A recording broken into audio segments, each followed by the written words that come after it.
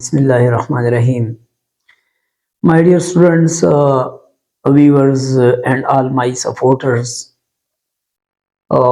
thank you for watching my video. And I started the second topic and subject first aid, which is also again most important for all students and practitioner, and also an emergency and rescue patient students. सो हमारे साथ आज subject first aid में दूसरा topic है जो specially तमाम medical students के लिए, वो ख्वा आइदर वो नर्सिंग हो या पैरामेडिक्स हो या मेडिकल स्टूडेंट्स हो, जहाँ भी हों, उन सब के लिए ये मोस्ट इम्पॉर्टेंट है। सो हमारा टॉपिक है dressing and bandages. Now we discuss first of all what is dressing and what is bandages, and what is the types of dressing and principle of dressing, and what is bandages and its types and its introduction। हमारा first of all हम कहते हैं कि dressing क्या चीज है, dressing के किस चीज के लिए हम करते हैं। So dressing is used to protect, dressing is used to protect, warn and prevent infection, but also to allow healing. This is called dressing। Dressing जो है, जिसको हम उर्दू में सफाई कहते हैं, उर्दू में हम सफाई, एक जख्म की सफाई को हम ड्रेसिंग कहते हैं। तो ये ड्रेसिंग क्या चीज है, ये इस्तेमाल होती है, हम ड्रेसिंग इसलिए करते हैं कि हम एक इंजर्ड या वोन को, एक जख्म को प्रोटेक्ट करें और इसको जरासीम से प्रिवेंट करें, बचाए। और इसके साथ ही हम इस वोन की हीलिंग में इस ड्रेसिंग की मदद से हम इस हीलिंग में मदद करें। A dressing should be large enough to totally cover the wound with a soft margin of about 2.5 centimeter on all sides beyond the wounds। यानी ड्रेसिंग जब भी हम ड्रेसिंग करते हैं, तो ड्रेसिंग आप याद रखिए कि ड्रेसिंग जो है ये हमेशा शुड बी लार्ज। ये इस तरह नहीं होगा कि सिर्फ आप वोन जहां भी इंजरी है या वोन है उसको आप ड्रेस करें, नहीं, ये कम से कम वोन्स के इर्द गिर्द 2.5 सेंटीमीटर तक हम उस जगह को भी साफ करना चाहिए। और ये हम वोन के सेंटर से सफाई का काम ड्रेसिंग शुरू करती हैं और 2.5 सेंटीमीटर तक बियॉन्ड जो है हम वोन से पहुंच जाते हैं। हमारे साथ दूसरा है टाइप्स ऑफ ड्रेसिंग। ड्रेसिंग की कितनी अकसाम है? So there are 3 main types of dressing. एक को हम कहते हैं स्टेराइल वुंड ड्रेसिंग, यानी स्टेराइल पॉकेट। हमारे पास जो है एक स्टेराइल डिवाइसेस होती हैं, पॉकेट होती हैं, स्टेराइल क्लॉथ होती है, उसकी मदद से हम क्या करते हैं, साफ शिफाफ पानी होते हैं, जिस तरह हम नॉर्मल सलाइन से करते हैं, तो उसको इसके जरिए वो ड्रेसिंग करती है। दूसरा नॉन एडहेरिंग ड्रेसिंग, यानी नॉन एडहेरिंग ड्रेसिंग का मतलब ये है कि हम ड्रेसिंग किस चीज के, यानी स्टेराइल होती है बट एडहेरेंट ड्रेसेड नहीं होगा, यानी light dressing used on minor wound.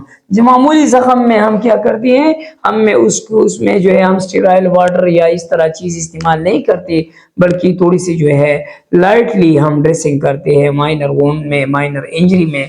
Improvised dressing तीसरा टाइप है। एंड इमरजेंसी ड्रेसिंग में भी from A range of material. हम इमरजेंसी में हम क्या करते हैं, कुछ अपने घर में हम अपने हैंडकरचीफ से या और कोई साफ क्लॉथ से उसके जरिए जो है हम क्या करते हैं, उसके जरिए हम सफाई करते हैं ये वोंड की, तो ये इसको हम प्रोवाइज कहते हैं। नंबर सेकंड जो है बैंडेजेस से पहले हम कहते हैं कि ड्रेसिंग के प्रिंसिपल क्या है, प्रिंसिपल ड्रेसिंग का क्या है। तो इसके 5 प्रिंसिपल है, मोस्ट इंपॉर्टेंट है कि प्रिंसिपल इसके उसूल क्या है। नंबर 1, जब हम ड्रेसिंग करते हैं तो हम वोंड जो है उसकी असेसमेंट करते हैं, उसका अंदाजा लगाते हैं कि वोंड कितना है। नंबर सेकंड, उसकी डीपनेस क्या है। नंबर सेकंड, वोंड क्लींसिंग, हम वोंड किस तरह साफ करेंगे। और 3, टाइमली ड्रेसिंग चेंज, हम वक्त पर ड्रेसिंग जो है चेंज करते हैं, यानी टाइम उसका जो है टाइम है, उस टाइम पे हम जो है ये बार बार जो है वोंड को हम साफ करेंगे। और इस तरह एक चौथा प्रिंसिपल है सिलेक्शन ऑफ करेक्ट ड्रेसिंग, हम किस वोंड में किस तरह ड्रेसिंग करेंगे, सिलेक्शन करेंगे। और 5वां प्रिंसिपल ये है कि हम एंटीबायोटिक किस किस्म के एंटीबायोटिक इस्तेमाल करेंगे। इसके अलावा स्टेप्स, कौन से स्टेप हम ड्रेसिंग में लेते हैं, तो याद रखना एक नंबर 1, फर्स्ट ऑफ ऑल हम क्या करेंगे, वॉश हैंड, अपने हाथ को साबुन से या और कोई एंटीसेप्टिक चीज से हम वॉश करेंगे। पुट ग्लव्स, हम ग्लव्स इस्तेमाल करेंगे। और इस तरह place dressing on top of wound, यानी ड्रेसिंग जो है हम वोंड के टॉप पे जो है हम इस्तेमाल करेंगे। और इस तरह हम क्या करेंगे, सिक्योर विद बैंडेज, फिर जो है हम बैंडेजेस के जरिए इसको सिक्योर करेंगे। तो व्हाट इज बैंडेजेस, बैंडेजेस क्या चीज है।